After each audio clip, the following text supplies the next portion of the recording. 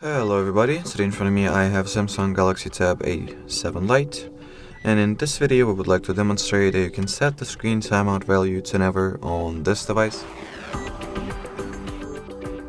First and foremost, connect your tablet to the Wi-Fi, then launch the Google Play Store. In order to set this auto screen of value to never, we will need to use the help of the free and convenient Google Play Store app that is called Caffeine, so let's just go ahead and quickly get it. So, alright.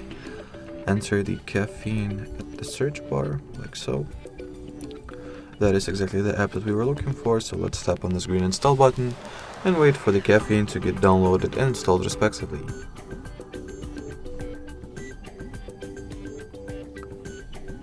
After that, all that it's left to do is to launch the caffeine, make sure that the timeout section has the infinite value set, and as long as the caffeine app stays active in the background, so make sure not to close it, your screen will not go to sleep automatically at all, no matter for how much time it will be in the idle status.